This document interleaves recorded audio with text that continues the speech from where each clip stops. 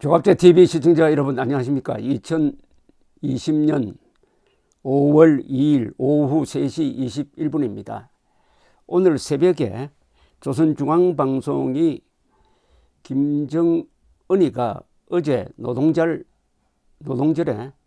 순천 인비료 공장 준공식에 참석했다고 보도를 했을 때 사진이 없지 않느냐, 동영상이 없지 않느냐라고 의문을 제기를 했는데, 그 뒤에 조선중앙통신이 사진을 공개를 했습니다. 어제 상당히 대규모 집회가, 대규모 준공식이 열렸던 것으로 보입니다. 사진을 보면은. 그리고 주체 비료 생산 기지로 훌륭히 일떠선 순천 인비료 공장 준공식이 전 세계 근로자들의 국제적 명절인 운운 하는 걸 봐서는 준공 테이프를 끊고 아주 폭풍 같은 만세의 환호를 터뜨렸다, 이런 걸 보면은 야외에서 큰 행사가 열렸습니다. 어제 24시간 전에. 그런데 북한에서 발표를 하기 전에는 현재로는 아무도 어제 그런 집회가 열렸다는 것을 몰랐다는 것으로 됩니다. 물론 국정원이 알았을 가능성은 있어요. 국정원이 알았는지는 모르지만은 발표를 하지 않았으니까 알고도 북한 발표를 기다리고 있었다. 그리고 국정원 이외의 언론기관 어느 한 곳도 어제 이런 대규모 집회가 야외에서 공공연하게 있었다는 것을 알지 못했습니다. 세계 모든 정보기관과 모든 언론기관이 어제 있었던 집회, 거기에 김정은이가 나왔다는 사실을 몰랐다는 이야기가 되죠. 물론 정보기관 속성상 알고 있었다 일지도 모릅니다. 알고 있으면서도 모른 척했다 또는 몰랐다. 어쨌든 확인되는 바로는 몰랐다는 겁니다. 확인되는 바로는 몰랐다. 이 사실이 뭘 알려주느냐 하는 것을 곰곰이 생각할 필요가 있습니다. 즉, 북한이 얼마나 비밀을 잘 지키는 조직이냐. 수만 명이 모인 집회를 전혀 약 20시간 동안 보완할 수 있다. 더구나 지금 북한에 대한 감시망이 철저하게 작동하고 있는 속에서도 주변에 있는 정보기관이나 언론기관이 알지 못했다. 북한은 정말 비밀을 잘 지키는 나라다. 이런 북한에 대해서 김정은이가 입원했다든지 권력투쟁이 일어나고 있다든지 하는 것을 추측하는 것이 얼마나 위험한 짐작이냐 하는 것을 새삼 일깨웁니다. 천영우 외교안보수석을 지낸 분이 천영우 TV에서 했던 이야기, 북한에 대해서는 특히 김정은의 신상에 대해서는 CNN이 아니라 귀신도 모른다 라고 하면서 겸손해야 한다.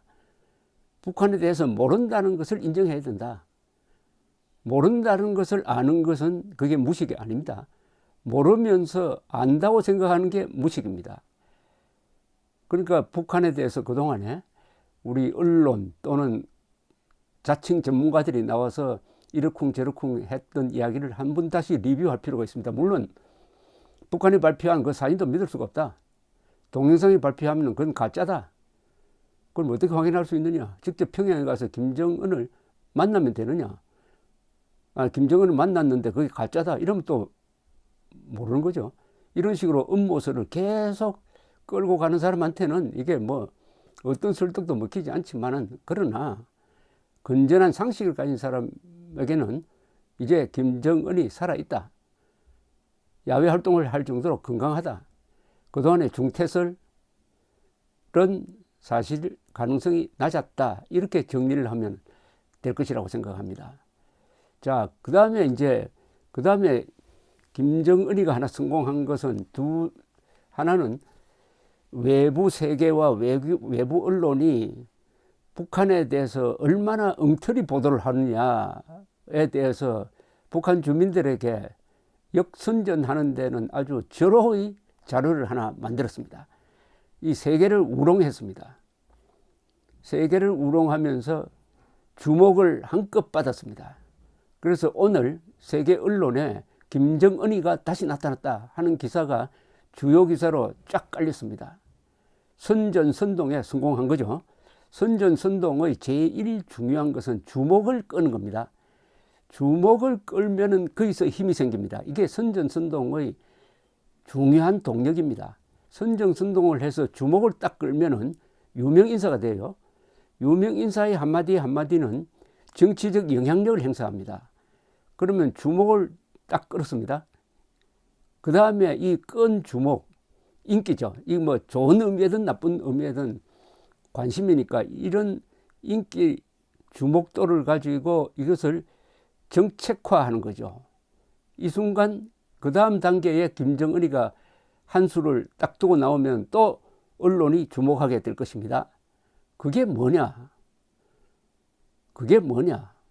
이번에 정확하게 김정은의 행동을 분석한 사람 중에 한 사람인 곽일섭 국정원 출신 북한 전문가는 자신의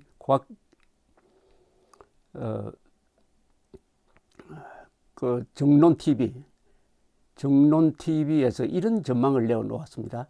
곽필섭은요. 곽필섭 뭐냐? 김정은이가 도발 아니면은 어떤 회담 제의를 하고 나올 것이다. 도발, 미사일 도발을 하든지 아니면 도발 후 회담을 제의를 하든지 뭐 어떤 수를 써서 나와가지고 이번에 이 주목을 한껏 끈 이 선전선동을 정책으로 돌려가지고 트럼프에게 부담을 주게 될 것이다. 그리고 한국에 대해서도 어떤 제의를 할 가능성이 있다. 여기에 대비해야 한다라는 분석을 해놓았는데 그런 각도에서 우리가 주의할 점이 있다고 생각합니다. 또 하나의 포인트는 이번에 김여정이가 예상대로 김정은 옆에 앉아 있었습니다. 김여정이는 정치국 정회원이 아니고 후보위원입니다. 후보위원이니까 거기에 앉을 사람이 아니에요. 일각에서 이야기하는 대로 후계자로 지금 굳어져 가고 있다는 것을 확인시켜 준다고 본다면은 이제 김여정에 대해서 우리 한국인들은, 한국 정부는, 그리고 지식인들은 입장을 정리할 필요가 있습니다. 그 입장이란 건 뭐냐? 김정은 3대 세습에서 김여정 사실상 4대 세습이죠. 수평도 세습이라고 봐야 되니까 4대 세습으로 넘어가는 데 대해서 반대를 해야 됩니다. 왜 반대를 해야 되냐? 헌법 정신이 그렇게 하도록 강제하고 있습니다.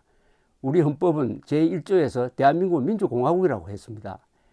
3조는 대한민국 영토는 한반도와 부속 도서로 한다고 했습니다. 따라서 북한 지역은 북한 노동당 정권이 불법 강점하고 있는 우리의 영토입니다. 그럼 통일을 해야 되는 거 아닙니까? 우리 헌법은 통일을 내재적으로 반드시 해야 될 국가 의지 또는 국가 목표로 딱 규정을 하고 있습니다. 이것이 바로 헌법 4조에 나타납니다. 헌법 4조는 이렇게 되어 있습니다. 대한민국은 자유민주적 기본 질서에 입각한 평화적 통일을 추진한다. 여기서 자유민주적 기본 질서라는 말은 통일의 대원칙이 자유민주적 기본 질서라는 뜻입니다. 그런데 북한 노동당 정권은 김대중, 노무현, 문재인 새 대통령과 회담해서 내어놓은 6.15 선언, 14선언, 4.27 판문점 선언을 통해서 우리 민족끼리 통일한다. 우리 민족끼리 자주 통일한다는 원칙을 거기에 박았습니다. 이건 완전한 헌법 위반입니다. 우리 민족끼리, 그러면 다른 나라는 제외하고 우리끼리만 통일하느냐? 자주 통일? 자주 통일은 반미를 의미합니다. 미국을 배제한 통일을 한다? 헌법 위반입니다. 우리의 통일 방침은 자유민주적 기본 질서에 입각한 평화통일입니다. 쉽게 말하면 평화적 방법으로 전쟁하지 않고 자유통일을 해가지고 북한 동포를 해방시켜서 한반도 전체를 8천만 국민이 사는 민주공화국으로 만든다는 것이 헌법의 명령입니다. 따라서 헌법 제4조, 헌법 제3조, 헌법 제1조에 입각해가지고 우리는 김여정의 4대 세습을 적극적으로 반대해야 됩니다. 반대 의사표시를 해야 합니다. 특히 통합당이 앞장서서 미래한국당도 앞장서서 김여정 4대 세습 반대를 천명해야 합니다. 그러면서 북한에 세 가지를 요구를 해야 됩니다. 북한은 첫째, 김정은을 몰아내라. 두 번째, 북한 노동당 정권을 해체하라. 세 번째가 중요합니다. 자유선거하랍니다. 즉 자유로운 선거를 해서 정통성 있는 민주적 정당성이 있는 정부를 구성하면 우리는 그 정부를 상대로 통일을 논의하겠다. 요게 서독이 동독과 통일 협상을 할 때 코올 수상이 내세웠던 대원칙이었습니다. 우리는 북한 노동당 정권과 대화를 할 수가 있습니다. 긴장 완화를 위한 어떤 합의도 할 수 있습니다. 그러나 북한 노동당 정권과 절대로 통일을 논의해서는 안 됩니다. 왜냐하면 북한 노동당 정권이 자유로운 선거를 통해서 선택된 정권이 아니므로 정통성이 없고 북한 주민 2,500만을 대표한다는 대표성이 없기 때문입니다. 이번 김정은 사태를 계기로 우리가 스스로 점검해야 할 부분이 무엇인지를 하나씩 이렇게 짚어보면은 이번 소동이 결코 헛된 것이 아닐 것이라고 헛된 루머가 아니었고 여기서 우리가 남북관계를 정상화시키고 우리 자신을 되돌아볼 수 있는 교훈이라도 하나 잡아야 되겠습니다. 사람이 넘어지면 지푸라기라도 짚고 일어서라는 말이 있지 않습니까? 감사합니다.